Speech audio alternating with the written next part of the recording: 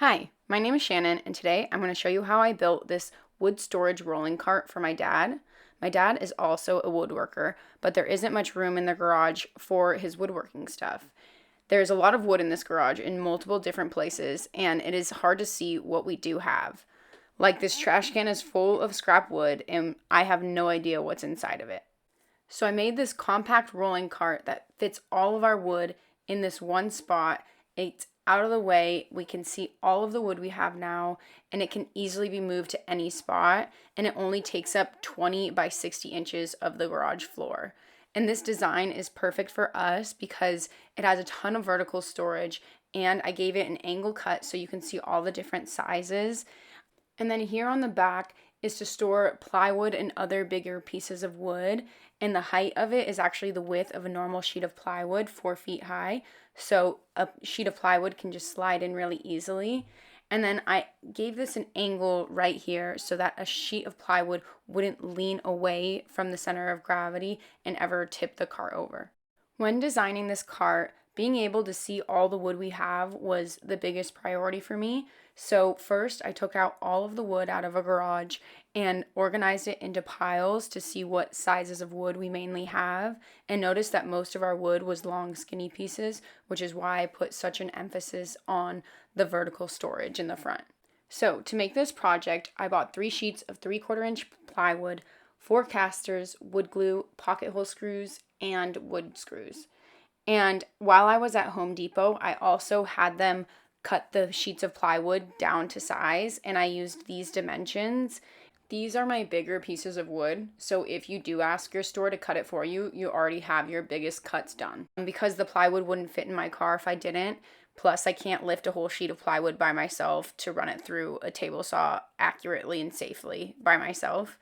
And this page is a page out of the plans that I made for this project, and you can find it on my website, or it will be linked down below if you want a more detailed explanation of this entire project.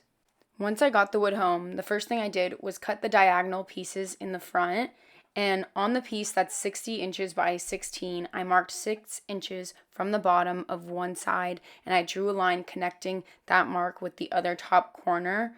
And then I did the same thing with the bigger 60 by 32 inches piece, but marked 22 inches from the bottom instead. And here I'm making sure that I'm putting the slope on the side that I want it, with the nicer side of the plywood facing out. You can switch which side has the higher part if you want. I put the lower part on this side because I knew I wanted the cart to go here and wanted the smaller pieces closer to me and easier to access. Now I can cut along those lines. I used a jigsaw here because I didn't have a circular saw, but preferably you'd use a circular saw just to get a straighter cut, but a jigsaw also works fine. I just spent a little bit longer sanding those edges to make sure it was nice and straight. Next, using those pieces I just cut, I measured the lengths of all the dividers that I will need to cut, and all of these lengths and widths I have in my plans actually, since this took a long time, so you don't have to measure these points. But if you do want to change the amount of dividers or the locations of them, here is where you can mark where you want them and then measure the dimensions of each piece so you can create your cut list. So now I can start cutting all my smaller pieces. And in my plans, I also have plywood sheet diagrams that maximize the use of the plywood with the least amount of waste. So I started ripping my pieces first, and I ripped 5 strips at 5 3/4 inches for all the dividers. And then I also ripped the other pieces at 3 inches. And then using my crosscut sled, I cut all of the heights of the dividers and the other pieces to the length as well. And you can use a miter saw for this part, but I don't have one, so I used my crosscut sled. After getting all those pieces cut, now I can start drilling pocket holes to both sides of the dividers.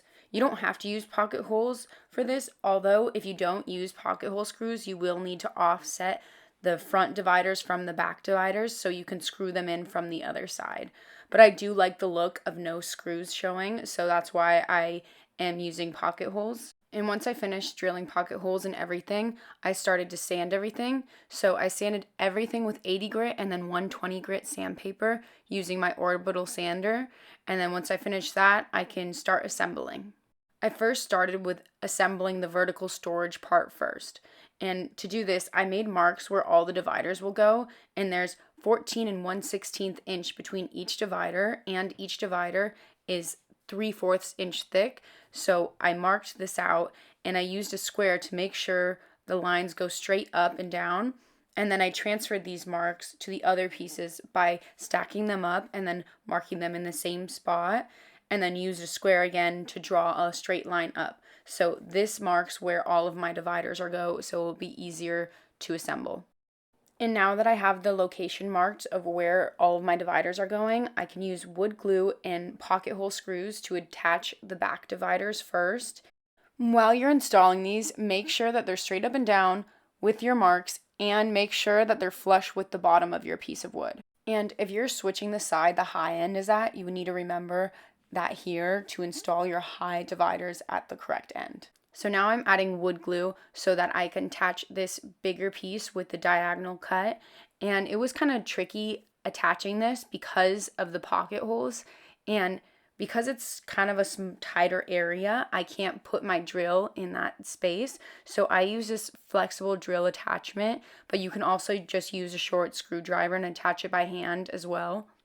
While I was building this project, my sister Erin was painting a frame, and you can see here she's trying to lay out a tarp as Margot plays Let's Keep Erin from putting out this tarp. So I get Margot's attention, and Erin nicely lays out the tarp so she can paint her frame, and as soon as Erin leaves, Margot decides to leave a nice present for Erin for when she gets back.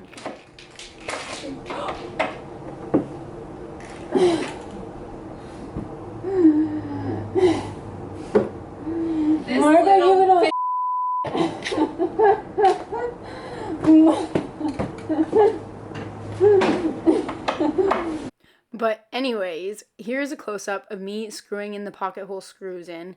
It was a bit annoying getting all these in, but definitely worth it. So I got all of those pocket hole screws in, and now I can do the same exact thing with the front dividers. Once again, using wood glue and pocket hole screws, I attached all of the front pieces to this piece, and then once I got all those attached, then I put the front piece on top and attached it with glue and pocket hole screws again.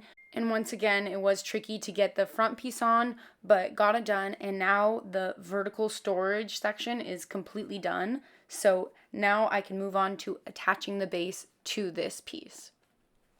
But before I attach the base, I attached this 3-inch strip because it's a little easier to attach it from this angle. And this piece helps support the horizontally stored wood on the other side. And so I attached this with wood glue and wood screws from the bottom. And then I put wood glue on the entire bottom, and then had my sister hold up the base while I got a few screws in to hold it up, and then screwed in around 20 screws throughout the bottom. And now that the base is attached, I can attach the wheels to the bottom.